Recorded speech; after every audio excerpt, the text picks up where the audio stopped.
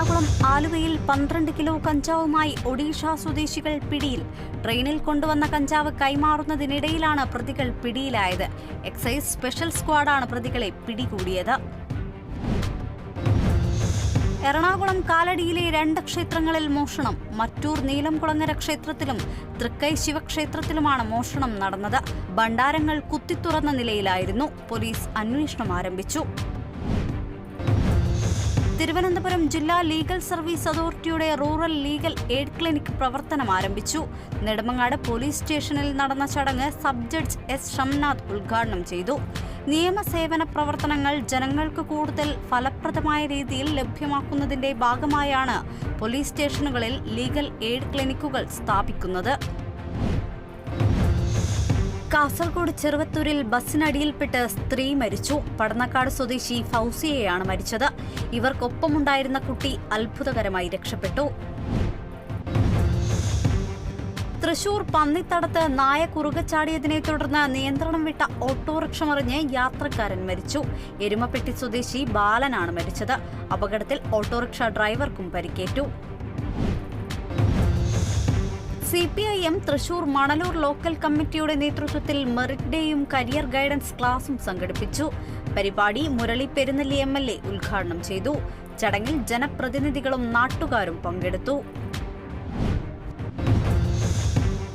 Kochi Kaloor കത്രക്കടവ് road സഞ്ചാരയോഗ്യമാക്കണമെന്നാവശ്യപ്പെട്ട് Congress പ്രതിഷേധം. റോഡിലെ കുഴിയിൽ വീണ കർണാടക ബസിന്റെ ആക്സിലൊടിഞ്ഞ സംഭവത്തെ തുടർന്നാണ് പ്രതിഷേധം. GCDA വേണ്ട നടപടികൾ കൈക്കൊണ്ടില്ലെന്ന പരാതിയും ശക്തം. കണ്ണൂർ തളിപ്പറമ്പിനടുത്ത പൂമംഗലത്ത് തെരുവുനായ ശല്യം രൂക്ഷം. വീട്ടുമുറ്റത്ത് നിർത്തിയിട്ട സ്കൂട്ടർ തെരുവുനായ്ക്കൾ കടിച്ചുപറിച്ച് നശിപ്പിച്ചു. പൂമംഗലം ആലയാടെ കടുങ്ങാൻ മുഹമ്മദ് ഷബീലിന്റെ സ്കൂട്ടറാണ് നശിപ്പിച്ചത്. പ്രദേശത്ത് തെരുവുനായ ശല്യം കാരണം സ്കൂളിലും മദ്രസയിലും പോകുന്ന വിദ്യാർത്ഥികൾ സഞ്ചരിക്കുന്നത് ഭീതിയോടെ. കണ്ണൂർ കൂത്തുപറമ്പ് നരവൂരിൽ BJP പ്രവർത്തകന്റെ വീടിന് നേരെ ബോംബേറ്. ചെറുവളത്ത് ഹൌസിലെ C വിനീഷിന്റെ വീടിന് മുന്നിലെ റോഡിലാണ് സ്ഫോടനമുണ്ടായത്. ASP KV വേണുഗോപാലിന്റെ നേതൃത്വത്തിൽ അന്വേഷണം ആരംഭിച്ചു. സംഭവ സ്ഥലത്തു നിന്നും ഒരു സ്റ്റീൽ ബോംബ് പൊട്ടാതെയും കണ്ടെത്തി. ഉത്തർപ്രദേശിൽ കാറുകൾ കൂട്ടിയിടിച്ച് 4 യൂട്യൂബർമാർക്ക് ദാരുണാന്ത്യം. ലക്കി, സൽമാൻ, ഷാരൂഖ്, ഷാനവാസ് എന്നിവരാണ് മരിച്ചത്. സുഹൃത്തിന്റെ പിറന്നാൾ ആഘോഷത്തിൽ പങ്കെടുത്ത് മടങ്ങവെയാണ് അപകടം. കൊല്ലം ചിന്നക്കടയിൽ KSRTC ബസ്സിടിച്ച് സ്കൂട്ടർ യാത്രക്കാരിക്ക് ദാരുണാന്ത്യം. മരിച്ചത് പട്ടത്താനം സ്വദേശി സ്മിത. കൊല്ലം കാവനാട്ടെ അക്ഷയ കമ്മ്യൂണിറ്റി മെഡിക്കൽ സ്റ്റോറിൽ നിന്നും 1.75 ലക്ഷം രൂപ മോഷണം പോയി. ഷോപ്പിൽ മുഴുവൻ മുളകുപൊടി വിതറിയിട്ടുണ്ട്. ശക്തികുളങ്ങര പോലീസ് തെളിവുകൾ ശേഖരിച്ചു. കൊല്ലം മയ്യനാട് ജംഗ്ഷനിലെ ഗവൺമെന്റ് ITIക്ക് മുൻപിലെ റോഡ് സഞ്ചാരയോഗ്യമാക്കി. മയ്യനാട്ടെ ഓട്ടോ ടാക്സി ഡ്രൈവർമാരും നാട്ടുകാരും ചേർന്നാണ് റോഡ് സഞ്ചാരയോഗ്യമാക്കിയത്. അധികൃതർ തിരിഞ്ഞു നോക്കാത്തതിൽ പ്രതിഷേധിച്ചാണ് നാട്ടുകാർ തന്നെ വെള്ളക്കെട്ട് മാറ്റിയത്. ഓഹരി വിപണിയിൽ റെക്കോർഡ് കുതിപ്പ്. സെൻസെക്സ് 77,000 പോയിന്റ് കടന്നു. നിഫ്റ്റിയിലും കുതിപ്പ് തുടരുന്നു. സൂചിക 23,400 കടന്നു. പുതിയ സർക്കാർ അധികാരത്തിലേറിയതാണ് വിപണിക്ക് കരുത്തായി മാറിയത്. ഇസ്രായേൽ യുദ്ധ ക്യാബിനറ്റ് മന്ത്രിയായ ബെന്നി ഗ്രാൻസ് രാജിവെച്ചു. രാജി ഇസ്രായേലിലെ യുദ്ധകാല മന്ത്രിസഭയിൽ ഭിന്നത രൂക്ഷമായതിന് പിന്നാലെ.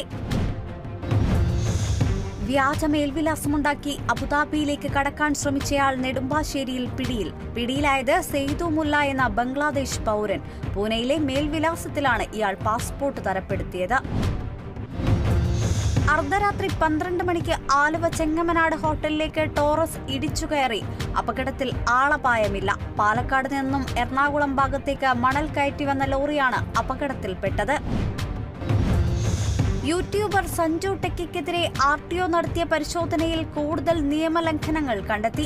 160 കിലോമീറ്ററിൽ ഡ്രൈവിംഗ്, മൊബൈലിൽ ഷൂട്ട് ചെയ്തുള്ള ഡ്രൈവിംഗ് തുടങ്ങിയവയാണ് കണ്ടെത്തിയത്.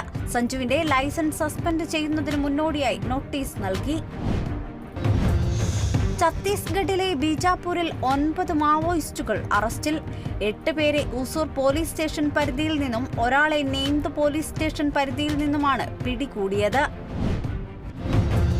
കോപ്പ അമേരിക്കയ്ക്ക് മുന്നോടിയായുള്ള സൗഹൃദ മത്സരത്തിൽ ഇക്വഡോറിനെതിരെ അർജന്റീനയ്ക്ക് ജയം. ഏഞ്ചൽ ഡി മരിയയാണ് ഗോൾ നേടിയത്.